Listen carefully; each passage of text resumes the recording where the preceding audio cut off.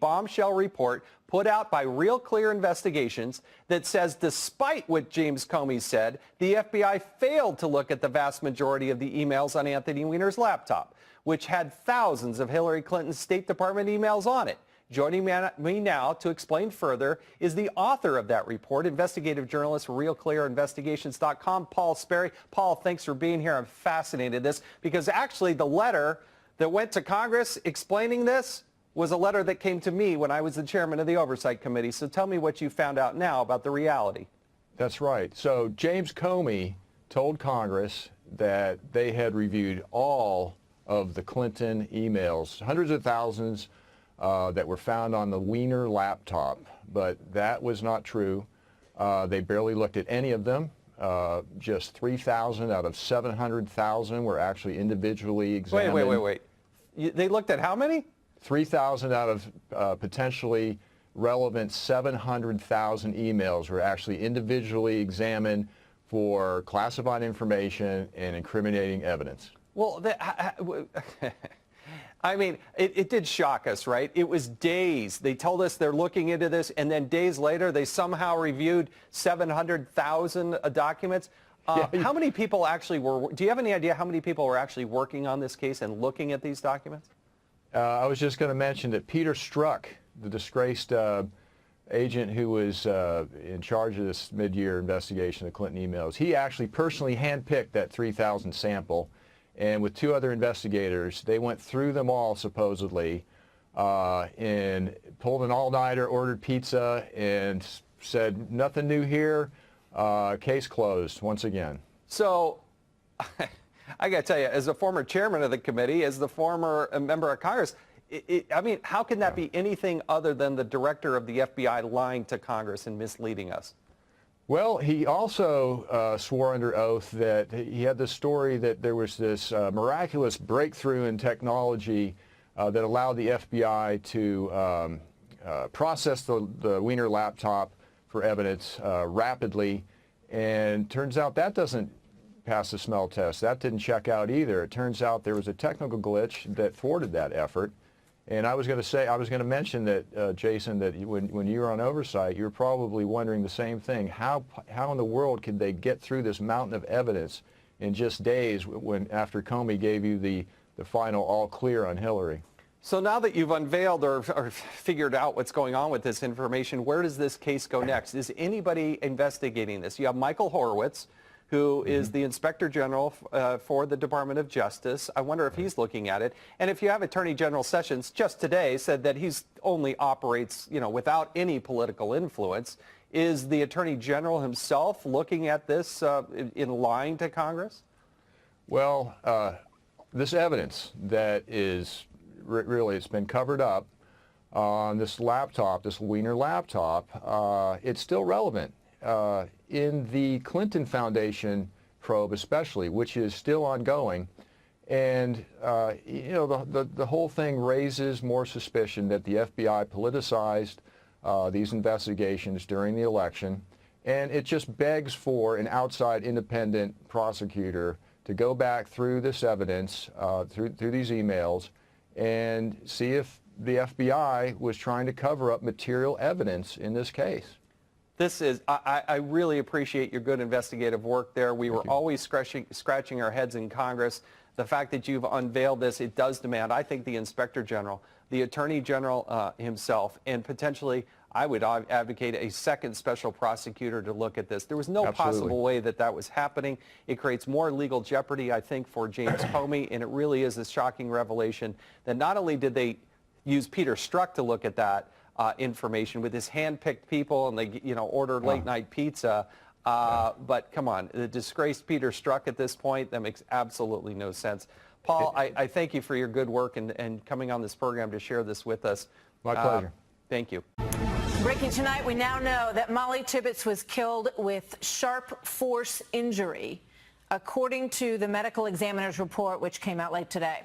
Christian Rivera, an illegal immigrant charged with carrying out that brutal murder, claims that he blacked out and that he has no recollection of the attack.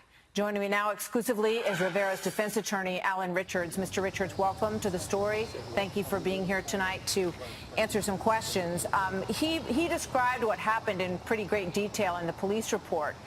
He talked about running behind her and then alongside of her. Then she said she was going to call the police. Then he panicked and got mad and says that he blacked out after that.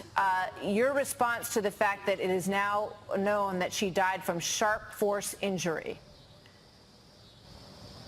I would have no comment on, those reports until I see the reports. You haven't seen the medical examiner's report from your case? As far as the death, I'm real sorry about the death. I'm not going to make any comment on a report until somebody testifies to in more detail concerning the matter.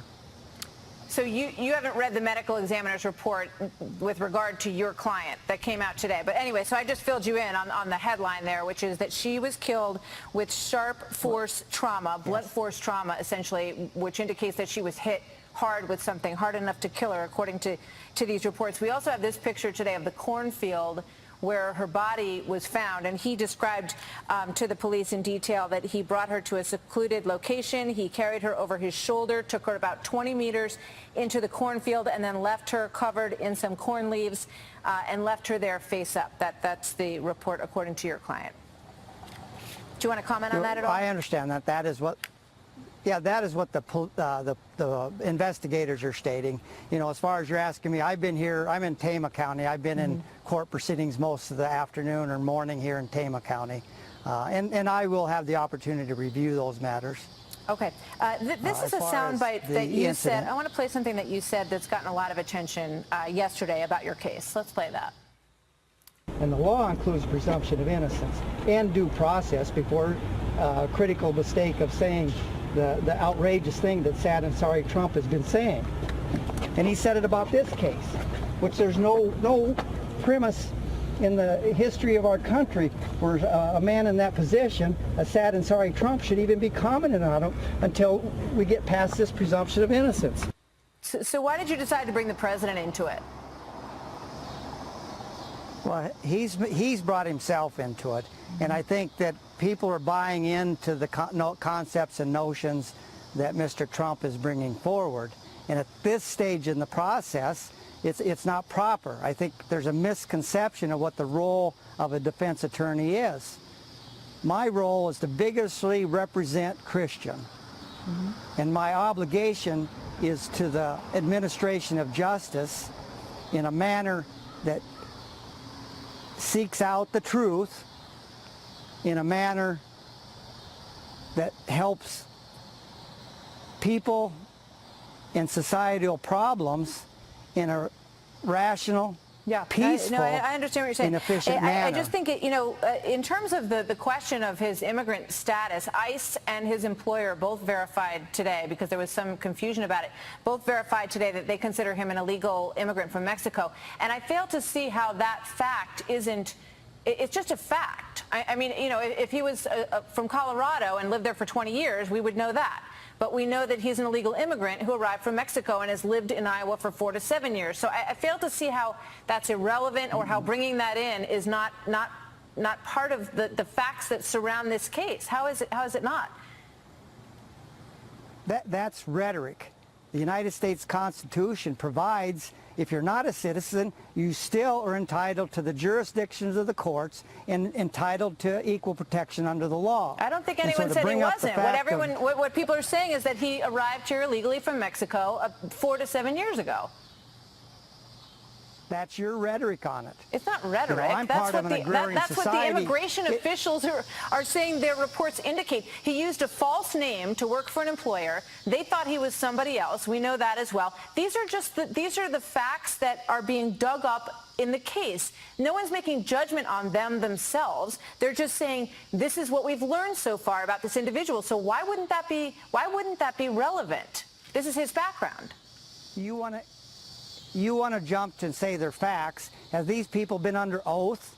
Have these people provided the opportunity for Christians to present his point of view on the matter? It's not a That point you of can view say question. illegal, but it's not a point of view question. Either he's here legally or he's not here legally. It's really not a point of view question. It's not a rhetoric question, sir. That's maybe your point of view, Martha. We have a society here, an agrarian society, where these individuals are welcome here. They are accepted by the wealthy individuals that are running these companies, and they're a vital part to the communities. They may be, and sir. For anybody to say otherwise, you're talking apples and oranges. They may be accepted by the community. They may be brought in. The company that hired him says that he gave them a fake ID, that they ran that through their system of the Social Security system, is what they said. That they ran it through. He gave them a fake ID. So these are the facts. Whether or not they were welcomed to work there that's fine. But he came here illegally is just part of the equation. So to say that that's bringing politics into it, I think you're putting rhetoric and point of view on it.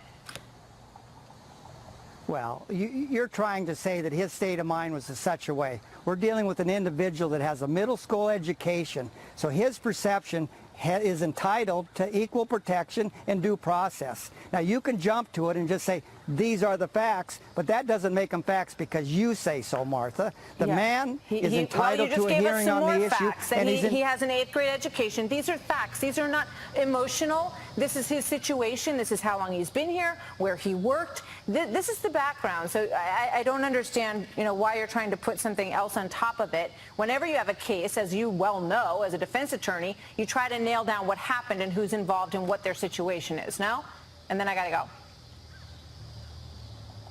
Well, the situation he's involved with concerning his status has nothing to do with the situation that unfortunately happened over there on that road in Brooklyn. I'm sorry. All right. He's entitled to a hearing on the immigration issue. Which he will get. Exactly. Alan Richards, thank you, sir. Thank you for your time. It's an awful situation, and we hope that justice is served for this beautiful young woman who should still be alive today if it were not for her killer. Thank you, sir. Good to have you here today.